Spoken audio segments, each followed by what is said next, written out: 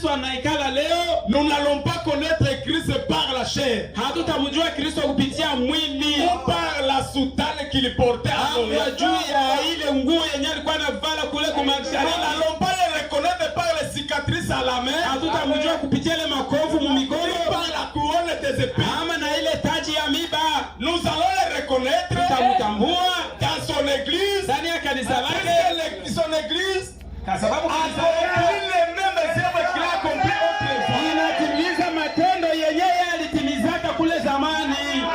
Alors dans ce temple-là, Mwa ile hekalu ile, quand nous voyons les mêmes œuvres, wakati tunaona ile matendo, nous disons voilà Jéhovah est au milieu de nous. tunasema angalieni Yehova yuko katikati yetu. Yehova A établi sa demeure au milieu de son peuple. alitia makao yake katikati ya batu yake. Nous n'avons pas besoin de ces cicatrices-là. Hatuna lazima ile makovu ile, Parce que même un hypocrite peut interpréter kwa cela. sababu hata munafiki anaweza kufanya vile, Il peut imiter cela. anaweza kuiga ile, Mais nous le reconnaissons aujourd'hui. lakini tunamtambua leo C'est notre masque. ndani ya kifuniko Mais ile, les mêmes œuvres. lakini ile matendo moja moja Accomplissant la même chose qu'autrefois. akitimiza ile mambo sasa ile ya Nous zamani. ne sommes pas fous quand nous croyons que Jésus est déjà venu. Non. Si hatuko benda wazimu kama tunaamini kama Yesu ashakuja mara ya pili. Hapana, Nous avons un fondement solide. sisi tuko na msingi imara. Jésus a changé de masque. Yesu alishabadilisha umbo, Il vient dans une autre forme. anakuya musura yengine. Dieu amorphe. Mungu mwenyewe andajibadilisha, C'est qu'il change de masque. ule Mungu mwenyewe anabadilishaka leo, Même Dieu. lakini ni ule Mungu Seulement, tu. la semence d'Abraham reconnaît. Ile uzao wa Ibrahimu inajua, La semence d'Abraham ni uzao tu wa Ibrahimu le reconnaît. ndio inamjuaka tu, Puisque le prophète dit kwa sababu nabii anasema que la semence d'Abraham, uzao wa Ibrahimu tout au long, kwa wakati yote il verra la même chose que leur père Abraham avait vu. bataonaka vile vile vyenye baba yao Ibrahimu alionaka. Notre père Abraham avait vu qui? Baba yetu Ibrahimu alionaka nani? Jéhovah, Yehova, Elohim, Elohim dans un corps de chair. ndani ya mwili wa binadamu. Et il y a trois races de gens. Na kuko kabila tatu ya watu, Il y a les Juifs, kuko na Wayahudi, les Samaritains Wasamaria et les gens. na watu ya mataifa. Quand il était dans ce masque ici, Wakati alikuwa mwa ile koti il ile, s'est révélé aux Samaritains et aux gens. alifunulia kwa mataifa, kwa Wayahudi na Wasamaria. Maintenant, il restait aux Samaritains et aux Juifs. Alifunua kwa Wayahudi na Wasamaria. Il restait qu'il se révèle aux gens. Ilikuwa na ngoya ajifunue kwa watu ya C'est mataifa que nous sommes. yenye sie tuko. Mais selon Malachie 4, Lakini kulingana na Malaki il hii, ne devait pas se révéler aux gentils dans cette masse. alipaswa kujifunua kwa watu ya mataifa kwa ile Il mwili. devait changer de masse. Alipaswa kubadilisha umbo. Il va tourner les doigts. Alipaswa kugeuza mgongo. Mwenye ni baba Ibrahimu. Na tunamjua ya kwamba ni yeye. Amen. Encore un peu de temps, le monde ne me verra plus. Kisha muda kidogo na dunia haitaniona tena. Vous me Lakini verrez. wewe mtaniona. Kwa sababu nitakuwa pamoja nanyi. Nitakuwa ndani yenu. Mpaka mwisho wa ulimwengu. Bwana mbariki.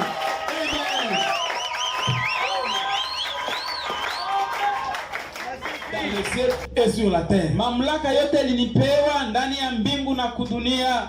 Quand Jésus était sur la terre dans cette chair, Kati Yesu alikuwa kudunia mwa ile mwili, c'était tout Dieu. ilikuwa ni Mungu yeye wote. Et au ciel, Na kumbingu, le ciel était resté vide. mbingu ilibakia wazi. Tout Dieu, Mungu yeye wote, toute la divinité, Mungu tout yote, ce que Dieu était, yote bien Mungu alikuwaga, était déversé en lui. yote vilimwangiwa ndani yake. C'est pourquoi quand il se tenait devant les disciples, Ndio maana wakati alikuwa anasimama mbele ya mitume wake, tout pouvoir sema mamlaka m'a yote été donné ilinipewa dans le ciel ndani ya mbingu et sur la terre. na ya kudunia. Et s'il y avait un père au ciel, Na kama kulikuwa kwa baba kumbingu, il était resté sans pouvoir. ule baba hangelibakia na nguvu. C'est ça. Donc il était la plénitude de la divinité. Alikuwa utimilifu ya uungu mumwili. Amen. C'est-à-dire quoi? Ndio kusema nini basi? Toutes les eaux. Maji yote. Yote. Toute la terre. Dunia yote. Tous les anges. Ba malaika wote. Tous les prophètes.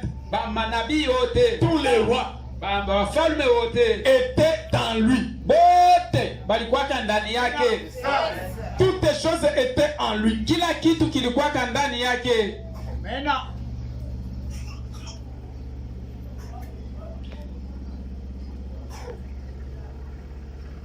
Et tout ce que Christ était, na vyote vyenye Kristo alikuwaka, il l'a déversé dans l'église. Kristo naye akabimwanga ndani ya kanisa.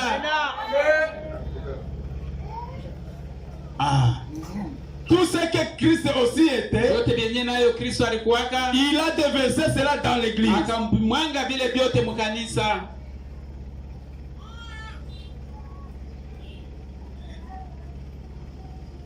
Dieu au-dessus de nous. Mungu juu yetu, Dieu avec nous. Mungu pamoja nasi, Dieu en nous. Mungu ndani yetu. Dans la première dispensation, Mwa ile kizazi kya kwanza, c'était Dieu au-dessus d'Israël. ilikuwa ni Mungu juu ya Israeli. Dieu au-dessus de nous. Mungu juu yetu Sous la forme de la colonne de feu. kwa umbo ya nguzo ya moto, Pour conduire un peuple. juu ya kuongoza taifa.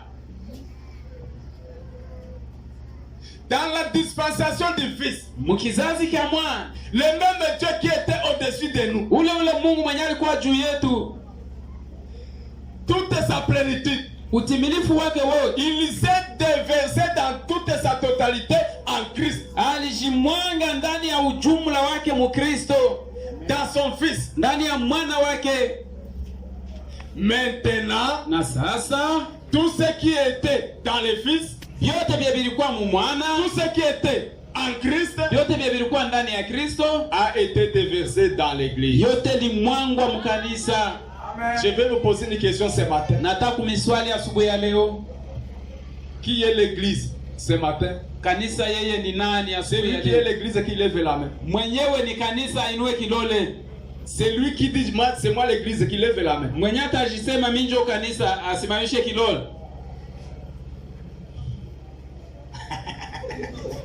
Combien d'églises? Il y a combien d'églises? Kuko makanisa 1, ngapi? 2, 3. 1, 2, 3, 4. Composons l'église. J'ai bien posé la question. Waliuliza mzuri swali. Qui dit que c'est moi l'église? Mwenye ajiseme yeye peke mimi ndio kanisa. 1, 2, 3, 4. 3 hommes et une sœur. Kuko wanaume watatu kanisa na dada mmoja. Mais ici, les prophètes disent une église. Na Biblia anasema hapa ni kanisa moja. Une personne. Mtu ni mmoja. Ile kanisa iko Pas moja. deux, pas trois. Hapana mbili, hapana watatu. Une église dans son peuple. Kanisa moja fulani kati ya watu yake. Vous n'êtes pas l'église. Mwe hamuko kanisa, Moi non plus, je ne suis pas l'église. na mie sio kanisa. Vous vous attribuez quelque chose qui ne vous appartient pas. Muko najipatia kitu kenye hakina kenu. L'église, c'est une personne. Kanisa ni mtu. Une seule personne. Mtu mmoja. On va voir ça la semaine prochaine. Tutaiona juma kesho. Je vous ai dit, gardez cela en esprit comme le prophète l'a dit. Ndio maana nimeambia mulinde ile murogi sina bia iseme. C'est une église parmi son peuple. Ni kanisa moja fulani kati ya watu yake. C'est là qu'il s'est déversé. Ndio kwenye alijimwanga mwa ile kanisa C'est là qu'il ile. a déversé sa plénitude. Mule ndio alimwanga utimilifu wake. Une église au milieu de son peuple. Kanisa moja fulani katikati ya watu yake.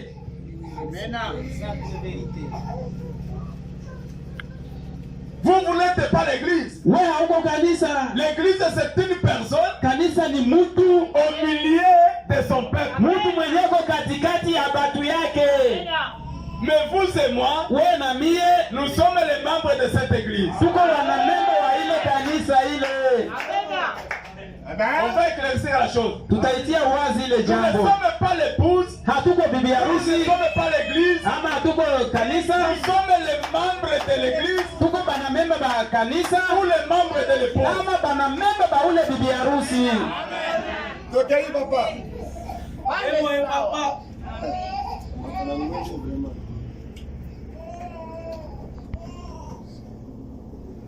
Maintenant, tout ce que Christ était, Vyote vile Kristo alikuwaka il l'a déversé dans l'église. alivimwanga ndani ya kanisa. Vous allez m'excuser, j'écris au tableau. Nisamehe, muniwe razi, ndaandika kubao. Le Père, Baba, tout ce que le Père était, vyote vile baba alikuwaka il a déversé en Christ. alivimwanga ndani ya Kristo. Jésus. Kristo Yesu. Et si le Père c'est Jéhovah, disons que c'est Jéhovah, Tuseme pale baba ni Yehova,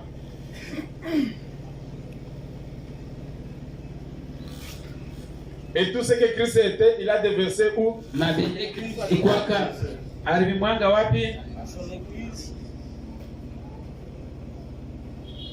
Dans son église. Alivimwanga mkanisa yake, Et l'église c'est le type d'une femme. na kanisa ni mfano wa mwanamke. Église ou épouse c'est la même chose. Kanisa ama bibi harusi ni kitu kimoja.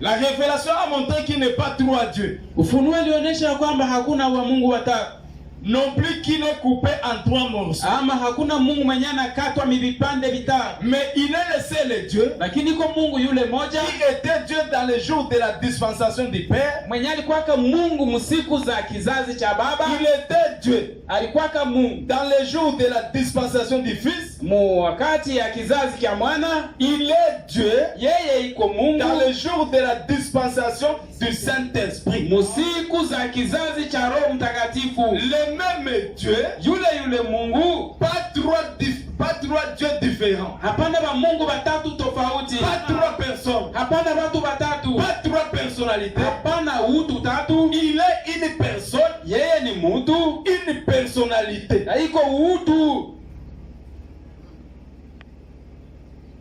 Est-ce que vous saisissez? Amen. Dieu est une personne. Mungu mutu, Dieu est un homme.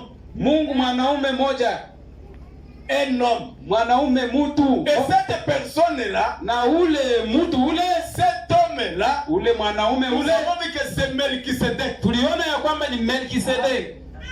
Jéhovah Dieu, Yehova Mungu prenant un corps de chair. akivala mwili ya binadamu.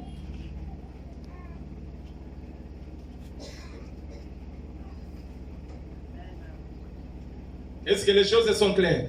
Vitu viko wazi? Si les choses ne sont pas claires, allons lentement. Kama vitu havina wazi, twende pole pole.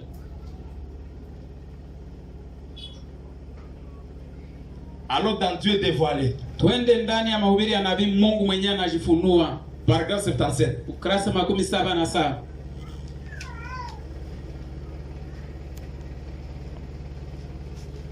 Tout ce que le Père était, Vyote vyenye baba alikuwaka déversé en Christ. mwanga ndani ya Kristo. Tout ce que Christ était, Vyote vya Kristo il alikuwaka a déversé dans son église. alivimwanga ndani ya kanisa lake. Oh, quand il a dit ici qu'il s'est déversé Japokuwa wakati anasema hapa ya kwamba alijimwanga ou répandu, ama alijifitua, maintenant, sasa nous on serait porté à penser ceci, si tungeliweza kuwaza hivi qu'il aurait vomi. kama alitapikaka. C'est comme si il a vomi quelque chose. Inasikilika sawa vile alitapikaka kitu Lui, le fulani. Père, c'est comme si lui, le Père, est resté sur son trône Iko sawa baba alibakia kukiti kyake ya enzi, et puis il a vomi quelque chose dans son fils. kisha akatapikia vitu fulani mu mtoto wake. C'est ce qu'on serait porté à penser. Ile ndio tungelifikia kwa kuwaza. ou qu'il aurait répandu quelque chose qui était en lui. Ama angelipasha kumwanga vitu fulani ilikuwa ndani yake. Voyez-vous? Mnaelewa? Quelque chose de différent de lui serait sorti de lui. Kama kitu fulani yenye ko tofauti yake kilitoka ndani yake. Mais le mot kenos en grec, Lakini ile matamshi kenos mkigiriki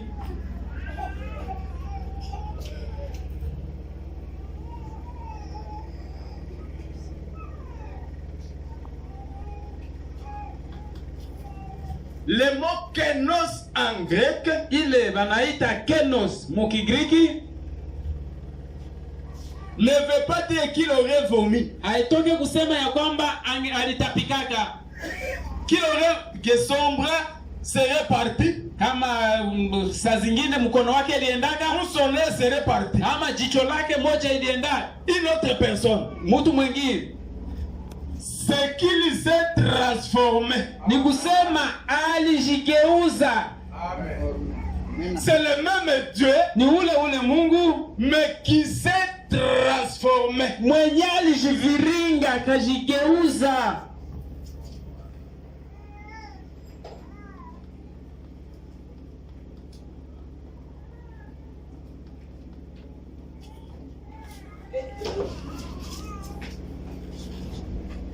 Il fallait être là-bas.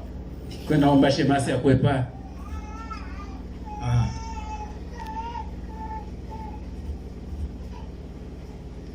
C'est qu'il s'est transformé. Ni kusema alijigeuza, Il s'est répandu dans. alijimwanga ndani ya.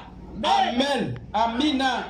Dans un autre masque. Ndani ya chombo yengine, Dans une autre forme. ndani ya umbo yengine. Ce n'est pas une autre personne appelée le Saint-Esprit Haina mtu mwingine mwenye banaita Roho Mtakatifu qui est sorti de lui, ndio mwenye alitoka ndani yake, mais c'était lui-même. alikuwa ni yeye mwenyewe, Lui-même yeye peke, lui-même Jéhovah, yeye Yehova qui s'est déversé ndio mwenye alijividua, ou qui s'est déversé dans un autre masque. mwenye alijimwangilia ye wote mchombo chengine. Alijitumbukiza. Ah, voilà. C'était Jéhovah, Ni Yehova tout Dieu, Mungu ye wote qui s'est déversé mwenyewe alijiingiza akajitumbukiza Tena. dans un autre masque. ndani ya chombo yengine, Il s'est transformé. alijibadilisha, alijigeuza, Il est entré dans un autre masque, aliingia ndani ya chombo yengine, dans une autre forme. ndani ya umbo yengine. Et ce n'est pas une autre personne appelée le Saint-Esprit Haina mtu mwingine mwenye anaitwa Roho Mtakatifu qui est sorti de lui, ndio mwenye alitoka ndani mais yake, c'était lui-même. alikuwa ni yeye peke. Vous saisissez? Munaelewa? L'assemblée dit Amen. Kanisa la Branham inasema amen.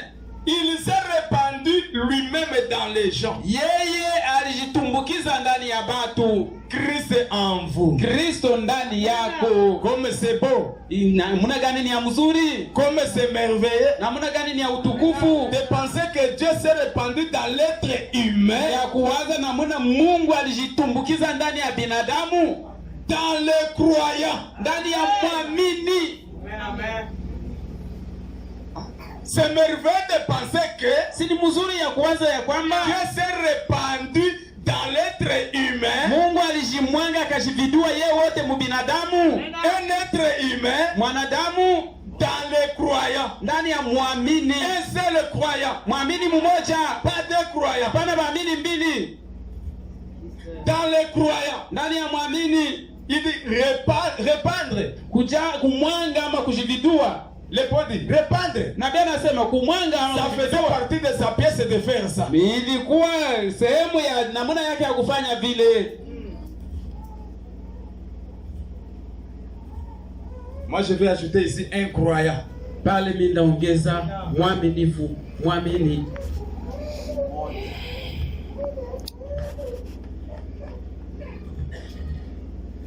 Un croyant. Mwamini mmoja, mwaminifu mmoja. Et ce croyant, ce n'est pas toi, ce n'est pas moi. Na ule mwaminifu haiko wewe, haiko mie.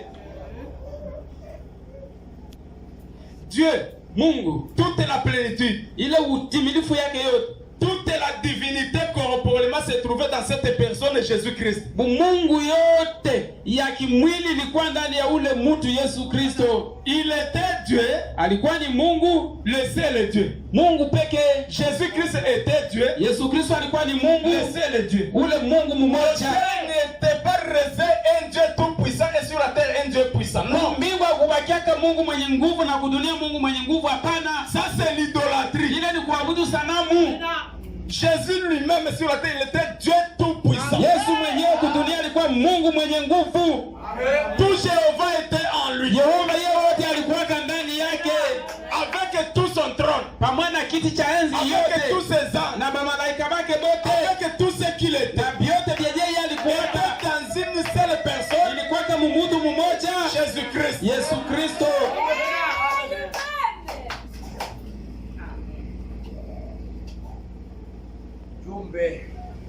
Pas une troisième personne, Hapana umutu wa tatu ni une deuxième personne, ama mtu wa ni pili une première personne. ama mtu wa kwanza, Mais la personne est Dieu voilé dans une chair humaine. lakini ule mtu Mungu mwenyewe anajificha ndani ya mwili ya binadamu. Alors c'est lui qui a touché Jésus et avait touché Jéhovah. Ule mtu mwenyewe aligusa Yesu, alimgusaka Yehova. Nous l'avons vu. Tulimwona Emmanuel, Dieu parmi nous. Emmanueli, Mungu pamoja nasi. Mais aujourd'hui, Lakini sasa leo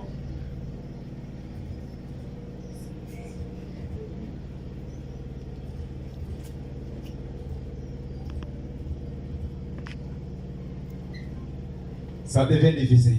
inakuwa ngumu. Serrez bien vos ceintures spirituelles. Mkaze mzuri mikaba yenu ya kiroho.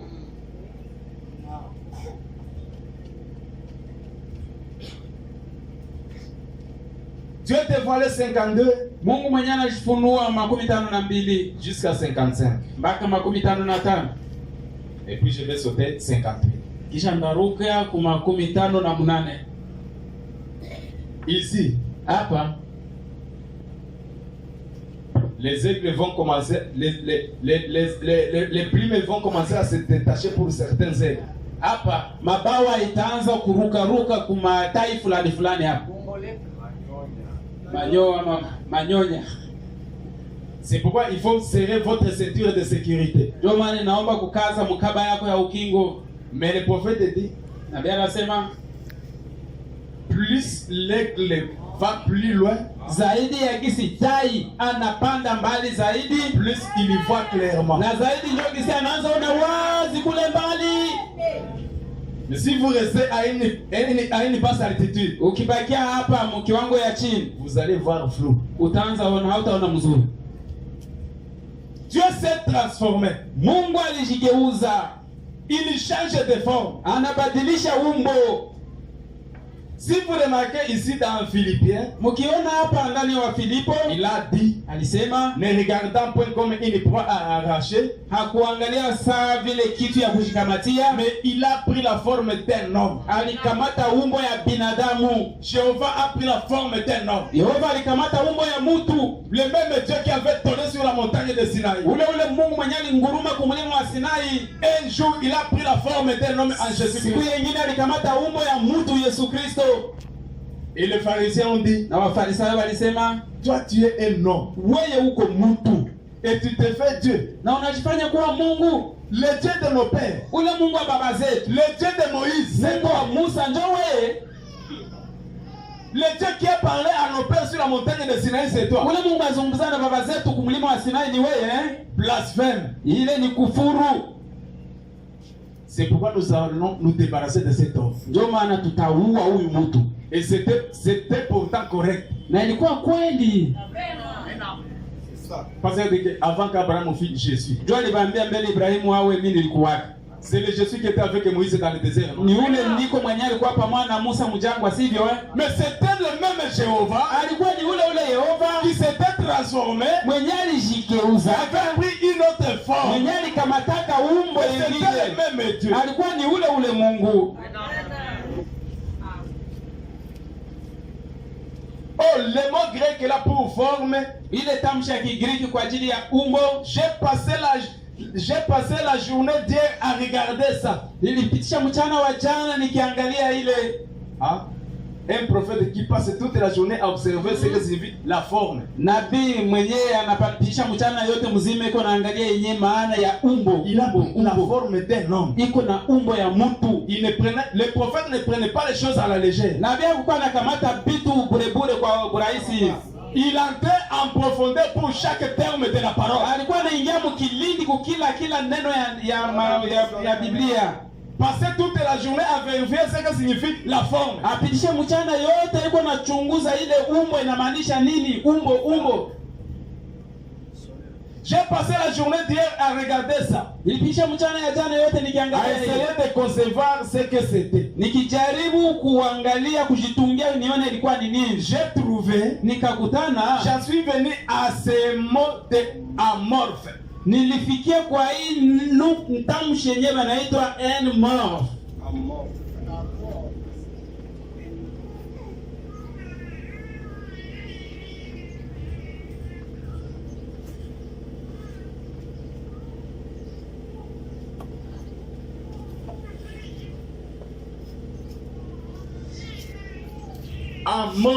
Amorphe. Il se peut que je ne le prononce pas comme il faut. Inawezekana sikuisema gisi inasemewaka. Mais c'est pour ça que je l'appelle. Ndio vile mimi naita. Si on laisse sortir une bande, les gens sachent, les érudits sachent de quoi je vais parler. Ili wakati tutatosha kanda wale wasomi wajue tulikuwa nasema kuhusu nini. Yeye quand le amorphe, wakati ule amorphe, ce qui veut dire qu'il s'est transformé. Yenye na maanisha ya kwamba alijigeuza. Il est descendu. Alishuka. Oh, le mot grec là, ça veut dire que c'est quelque chose qu'on ne pouvait pas voir. Ile tamshi ya Kigiriki inamaanisha ya kwamba ile amorphe ni kitu fulani kenye hawezi kuona. Mais lakini il est pourtant là. Yenye hata vile iko pale. Et qu'ensuite ça se transforme, na baadaye inajigeuza, et l'œil peut le saisir. Et l'œil peut le saisir. Na macho sasa inaweza kuiona. Donc Dieu est invisible. Ni kusema Mungu haonekani. Dieu est esprit. Mungu yeye ni roho. Mais il s'est transformé. Alijigeuza. Il a pris pour prendre la forme qui lui permet d'être visible. Alikamata umbo yenye taruhusu aonekane. Donc il a changé de forme. Alibadilisha umbo. Il a quitté la forme invisible. Alitoka muumbo yenye aonekanake pour se rendre visible. Juu ya kujifanya ye Mungu aonekane. Amorphe. Il a changé de forme. Alibadilisha umbo de l'esprit ya kutoka muroho à la chair. Akuwe onekana mumwili. Amen.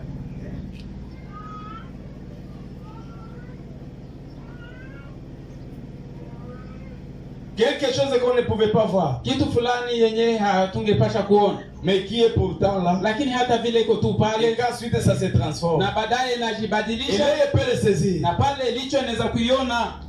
Comme Élie à Dothan. Sawa gisi Elia kule kudota. Voyez-vous? Unaelewa? Les serviteurs ne pouvaient pas voir tous ces anges qu'il y avait autour. Bale batumishi abangepasha kuona wale malaika walikuwa wanabazunguka. Et Dieu a simplement changé. Na Mungu alibadilisha tu. Il n'a pas fait descendre les anges. Hakushushaka ba malaika hapana. Mais il a changé ce que les serviteurs voyaient. Alibadilisha tu bile benye mtumishi alikuwa anaona. Et là les montagnes étaient pleines d'anges et de feu. Na pale wa mulime ilikuwa inajaa wa malaika na moto. Et des chevaux de feu. Na kulikuwa mafarasi et des chars de feu. Na magari za vita za moto de son prophète. Kando ya nabii wake. Voyez-vous? Mnaelewa? Il a changé ce qu'il voyait. Alibadilisha yenyewe ule mtumishi alikuwa anaona. La chose est déjà là. Kitu ilisha kuwa pale. C'est pourquoi c'est difficile. Ndio maana ni vigumu sana. Les gens qui ne croient pas la seconde venue. Watu wenye hawaamini yake kuja kwa Bwana Yesu kwa pili. Montre-les-moi. Unionyeshe Yesu kwa iko. Il suffit qu'on te change la manière de voir. Inaomba tu wewe mwenyewe uamini, babadilishe namna yako ya kuona na ya kuelewa. Tu le verras. Utamuona. Beaucoup de Géasi dans le message ont besoin d'un changement. Ba frère Géasi, ba sere Géasi ba mingi biko na lazima ya kubadilishwa. Amen. Faut qu'on change seulement ta manière de voir. Inaomba kubadilisha tu namna yako ya kuona na ya kuelewa. Et tu verras que Jésus est présent. Na utaona utaelewa ya kwamba Yesu yuko hapa sasa hapa. Alors c'est ce que j'essaie de dire. Ndio benye mimi najaribu kusema. C'est que Dieu qui a toujours été, Ni kusema ule Mungu mwenye anakuwaka kila mara il est ici. iko hapa. La seule chose qu'il a faite quand il s'est fait homme, Kitu pekee yenye alifanyaka wakati alifanya kuwa mtu, Dieu a toujours été ici. Mungu anakuwaka tu hapa. Il n'a jamais quitté la terre. Haya tokaka mudunia.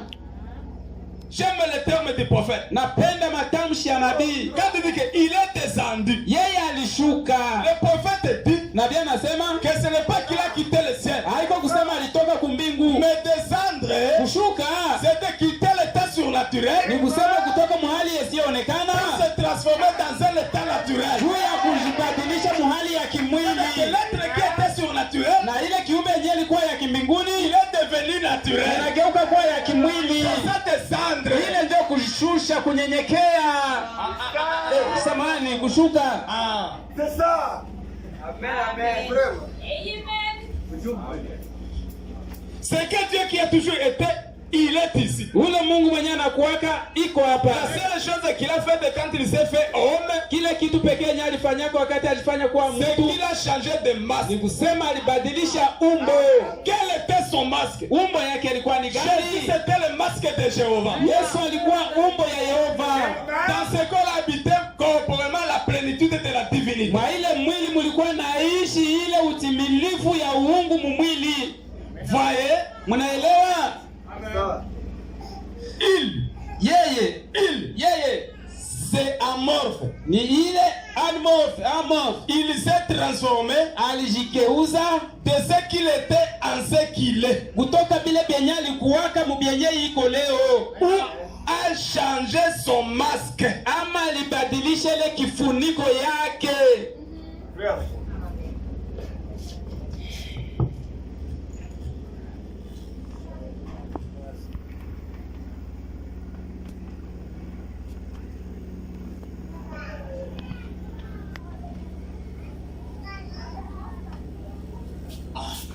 Maintenant, amorphe, c'est-à-dire Ile amorphe ni maana yake changement de masque. kubadilisha umbo ama kubadilisha kifuniko. 58. Makumi tano na mnane. C'est comme ça pour Dieu. Ni vile kwa Mungu Il s'est transformé d'une colonne de feu alijibadilisha kutoka munguzo ya moto pour devenir un homme. juu ya kugeuka kuwa mtu. Amen. De cette colonne de feu Kutoka ile nguzo ya moto pour devenir un juu homme. ya kugeuka kuwa ule mtu ule. Amen. Ensuite, Baadaye de là, kutokea kule il s'est transformé alijigeuza de la colonne, de cette forme ici, kutokea ile mwili ile un homme. mtu. Il s'est transformé, Alijigeuza il est redevenu un esprit. akageuka kuwa roho. Est-ce que vous me suivez, église? Mnanifuata kanisa?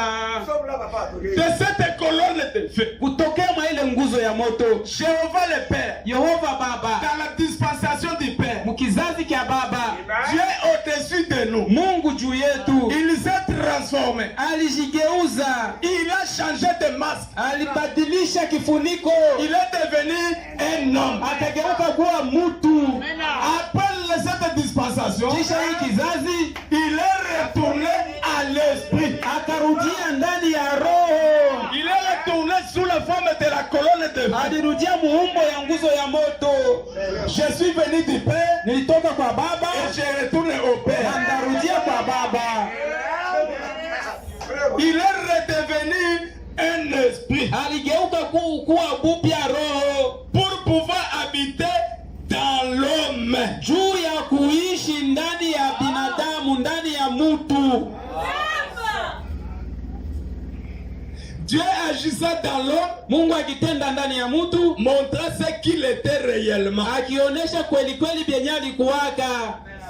Jésus-Christ, Yesu Kristo c'était Dieu agissant dans l'homme. alikuwa ni Mungu akitenda ndani ya mtu, Dans un homme. ndani ya mtu, Pas dans des hommes. ndani ya mtu mmoja, Dans un homme. ndani ya mwanaume mmoja. Cet homme ici. Ule mtu ule Dans un homme. ndani ya mtu, Il souligne un. yeye anakazia mmoja, mmoja, Dans un homme. mtu mmoja, Dans un homme. ndani ya mtu mmoja. C'est ça qu'il était. Ndio byenye alikuwaka De la colonne de feu, kutoka munguzo ya il moto, s'était transformé. akajigeuza Et alors il était entré. na akaingia, Et ça c'était un voile dans le désert qui tenait Dieu caché d'Israël. na ile ilikuwa pazia ndani ya jangwa yenyewe ilikuwa inamficha C'était Mungu colonne de Israeli. feu. Hii nguzo ya moto C'était un voile ilikuwa ni kifuniko dans le désert qui tenait Dieu caché d'Israël. ya mujangwa yenyewe ilikuwa inaficha Mungu kwa Moïse a Israeli. vu la forme de son dos, de son corps. Musa aliona umbo ya mwili wake ya mwili wake, Mais en réalité, lakini kwa kweli il était constamment caché derrière cette colonne de feu kila mara Mungu alikuwa anajifichaka nyuma ya hii nguzo ya moto, qui était le logos qui était sorti de Dieu. ambamo ilikuwa ni logos yenyewe ilitoka ndani ya Mungu. Dieu a toujours été caché. Mungu anajifichaka kila mara. Dieu a toujours eu son masque. Mungu anakuwaka na kifuniko kyake Chaque fois, kila mara, dans la paternité, ndani ya dans ubaba, l'Ancien Testament, ndani ya Agano la Kale, il se cachait dans le voile appelé colonne de feu. alikuwa anajificha mkifuniko kile banaita nguzo ya moto. En réalité, la colonne de feu, ce n'est pas Dieu. Kweli nguzo ya moto nayo haiko Mungu, Mais c'est le voile qui cache Dieu. nguzo ya moto ndio kifuniko kile kinamficha Parce que Mungu, Dieu est esprit. kwa sababu Mungu yeye ni roho.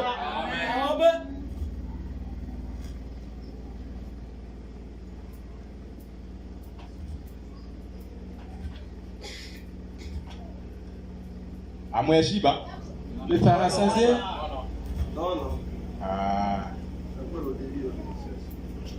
Mina shiba. moi je suis plein, je suis rassasié déjà. On ne peut pas aller plus loin. Hatuwezi endelea mbali zaidi ya hapa. Allons dans Hébreux chapitre 5 et 6, première partie. Twende Waebrania kitabu cha 5 na cha 6 sehemu ya kwanza. 8 septembre 57. Ilihubiriwa tarehe 8 mwezi wa 9 mwaka 57.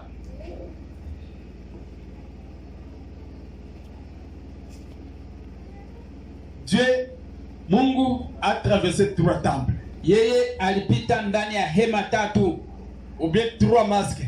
ama vifuniko vitatu, Puisqu'il est parfait en 3. kwa sababu yeye ni mkamilifu mtakatifu mu vitatu.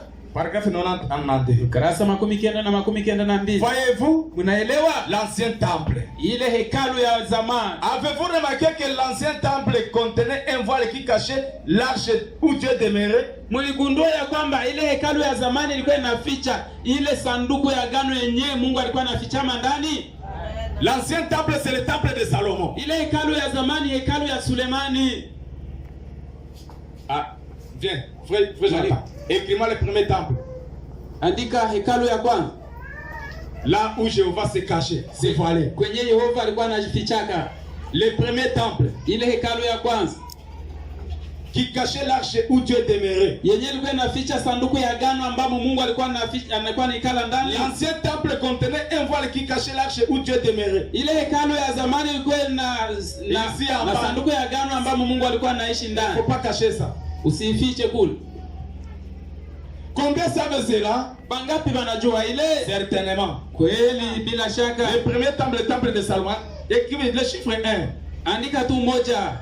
Chiffre 1, temple de Salomon. Moja, hekalu ya Sulemani. Et bien ce vieux temple fait des mains d'hommes ici, Hii hekalu ya zamani ilitengenezwa na mikono ya batu. avec les rideaux de peau de chèvre teintes et tout Ikiwa cela. na mapazia ya mangozi ya mambuzi na kadhalika. On en a fait un tabernacle pour cacher la présence de Dieu. Balifanya kuwa kanisa juu ya kuficha ile uwepo wa Mungu. Combien savent qu'un seul homme pouvait y pénétrer une fois par an? Bangapi banajua kani mtu mwanaume mmoja ndio angelipasha kuingia mmoja mu mwaka? Certainement. Kweli bila Et shaka. c'était Aaron. Na ilikuwa ni Haruni. Il entrait une fois par an Alikuwa anaingia mmoja mu mwaka et devait être loin. na angelipasha kupakaliwa. C'était un temple dans le désert. ilikuwa ni hekalu ndani ya Mais ce jangwa. n'était pas encore le temple de Salomon, c'était un temple dans le désert. Ile ilikuwa hayakuwa hekalu ya Sulemani, ilikuwa Mais quand on est entré en Canaan, ilikuwa hekalu mjangwa. Wakati waliingia Mkanana, on a encore érigé le temple, on l'a appelé temple de Salomon, mais c'était le même modèle. bakajenga hekalu yengine waliita hekalu ya Sulemani, ilikuwa namuna moja. Puisqu'ils devaient continuer à adorer. Juu wangelipasha kuendelea kuabudu. Et dans ce temple-là, c'est là qu'on avait mis l'arche qu'ils avaient transporté depuis tout au long du désert jusqu'au Canaan. Mwele hekalu ndio balitiaka ile sanduku ya agano yenyewe balibeba kutoka mjangwa yote mpaka kukanana. Et c'était partagé en 3 parties. Na iligabulika mu vipande vitatu. Le lieu très saint, Ile pahali patakatifu, là où on cachait l'arche de Dieu. kwenye balikuwa na ficha sanduku ya agano ya Mungu. Là où l'arche demeurait. Kwenye sanduku ya agano ilikuwa inaikaa. Et il y avait le lieu saint. Na kulikuwa pahali patakatifu. C'était pour les Ilikuwa sacrificateurs. ni kwa ajili ya bakoani. Et les parvis extérieurs. Ile chumba ya nje C'était pour toute l'assemblée. ilikuwa kwa kanisa yote. Et dans le lieu très saint, Ile pahali patakatifu, Aaron y entrait une fois par an. Haruni alikuwa anaingia mwezi mmoja mu mwaka. Oh, quelle exigence! Lo, ilikuwa ni lazima gani? Et il devait avoir du feu dans les mains. Na angeipasha kuwa na moto mu mikono Et yake. s'il entrait sans cela, Na kama alikuwa anaingia humo bila ile moto, il mourrait dès qu'il retirait ses voiles. angeipasha kukufa wakati alitosha ile pazia. Il tomberait mort. Angelianguka na Il kufa. devait entrer là, Angeipasha kuingia humo, allumer ses chandeliers awashe ile kinara et asperger les propitiatoires qui exigeaient le sang provenant de la mort de quelque chose qui servait de substitution. na nyunyuze ile maji yenyewe ilikuwa inaonesha kifo yenyewe, ilikuwa inaonesha vitu vyenyewe banajiwazia Substitut. Qui servait de substitution. yenyewe na kombola. Et si Christ devait venir pour accomplir cela, Na hivi Kristo angelipasha kuja juu ya kutimiza ile. ça c'est le premier temple. Ile ilikuwa ni hekalu ya kwanza. Là on va y arriver. Pale tutafikia. On n'adore jamais Dieu en dehors de son temple. Hawamwabudi yake Mungu nje ya hekalu yake kamwe. Gardez cela aussi dans votre pensée. Mulinde ile tena ndani ya roho zenu. Iwapi? Dans son temple. Muhekalu yake. Au temps présent. Wakati ya sasa, wakati ya leo. On n'adore jamais Dieu dans le vide. Hatuwezi kuabudu Mungu muhai hewa hivi. On n'a jamais adoré Dieu dans le vide. Hatuyabudiaka Mungu muhewa hivi. Dieu doit d'abord se masquer. Mungu anapaswa Il kujificha doit kwanza. être dans son masque pour qu'il soit Anapaswa adoré. kuwa ndani ya kifuniko kyake kwanza juu ya abudiwe. Amen. Amen. Mais Dieu s'est alors formé dans un autre type de tabernacle. Mungu alijiunda tena ndani ya aina nyingine ya kanisa ama maskani. Dans le premier temple, Ndani ya hekalu ya kwanza. l'ancien temple, Ile hekalu ya zamani. il était dans les lieux très saints. Alikuwa mpahali patakatifu pa patakatifu. Mais Dieu s'est formé dans un autre type de temple. Mungu alijiundia ndani ya aina nyingine ya hekalu. Dans un autre type de tabernacle. Ndani ya aina nyingine ya maskani. Et qui était ce tabernacle? Na nani alikuwaka ile maskani? Jésus. Yesu. Le deuxième tabernacle dans lequel Jéhovah a tabernacle, c'est en Jésus. Ile hekalu ya pili yenye Yehova alikala ndani ilikuwa ni ndani ya Yesu. Et Dieu était à l'intérieur de Jésus. Na Mungu alikuwa mule ndani ya Yesu. Et il était caché. Na alikuwa anafichwa. Dieu est caché en Jésus. Mungu mwenyewe anafichwa ndani ya Dieu Yesu. est caché dans son temple. Mungu mwenyewe anafichwa ndani ya hekalu yake. Mais il était en train de réconcilier le monde avec lui-même par ses expressions. Lakini alikuwa anapatanisha ulimwengu na yeye mwenyewe kupitia matendo yenyewe alikuwa anafanya. Christ révéla Dieu. Kristo mwenyewe anamfunua Mungu. Il dit, Anasema ce n'est pas moi qui fais les œuvres, haiko mimi ndio ninafanya makazi, c'est mon Père qui demeure en lakini moi. yule baba yangu mwanaishi ndani yangu. Je ne fais rien de moi-même. Sifanyake kitu kwa mimi Je mwenyewe. ne fais que ce que je vois faire au Père. Nafanyaka vile vile naona baba anafanya. Le Père en moi Baba ndani me yangu montre ses visions. ananionyeshaka hii maono. Et alors je vais simplement faire ce que le Père m'a dit de faire. Na basi ndafanya vile vile baba aliniambia kufanya. Le saisissez-vous? Je, mnanielewa? Dieu était à l'intérieur d'un corps humain. Mungu alikuwa ndani ya mwili ya binadamu. Pas derrière des pots de chèvre teinte. Hapana, nyuma ya ile mambuzi zenye zinapakaliwa rangi. Pas derrière des pots de chèvre teinte. Hapana, nyuma ya mangozi zenye zinapakaliwa. Mais il était en train de vivre, lakini alikuwa anaishi, de se mouvoir. Anajionyesha. Dieu avait des mains. Mungu alikuwa na mikono. Dieu avait des pieds. Mungu alikuwa na miguu. Dieu avait une langue. Mungu alikuwa na ulimi. Dieu avait des yeux. Mungu alikuwa na macho. Et c'était Christ. Alikuwa ni Kristo. C'était bien lui. Alikuwa ni kweli yeye. Amen. Le deuxième temps. Ile hekalu ya pili. Maintenant. Na sasa Il est parti. Akaenda. Et l'esprit est entré. Na roho iliingia. Afin que par sa mort, ili kupitia kifo yake, il puisse parfaire l'église, akamilishe kanisa, et amener l'église à la soumission. Na lete kanisa kuutiifu. Sa mort a parfait une église. Kifo yake ili kamilisha kanisa.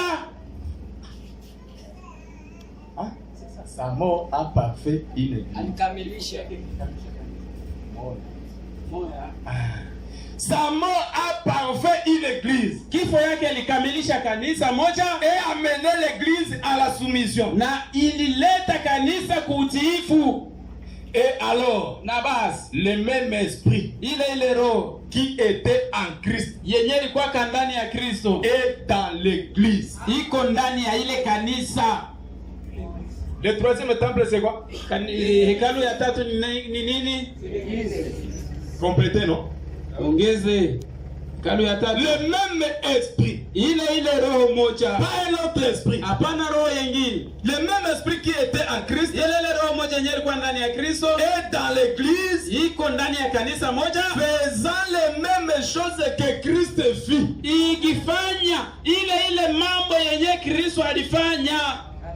Amen. Qu'est-ce qui va nous montrer le temple dans lequel Christ tabernacle aujourd'hui? Nini tatuonesha hekalu ambamo Kristo anaikala leo? Nous n'allons pas connaître Christ par la chair. Hatutamjua Kristo kupitia mwili. Ou par la soutane qu'il portait à son juu ya ile nguo yenye alikuwa anavala kule kwa mashariki. Nous n'allons pas le reconnaître par les cicatrices à la main. Hatutamjua kupitia ile makovu mumikono. Par la couronne des épées. Ama na ile taji ya miba. Nous allons le reconnaître dans son église. Ndani ya kanisa lake. Son église. Kwa sababu kanisa lake les mêmes œuvres qu'il a accompli autrefois. Inatimiza matendo yenye alitimizaka kule zamani.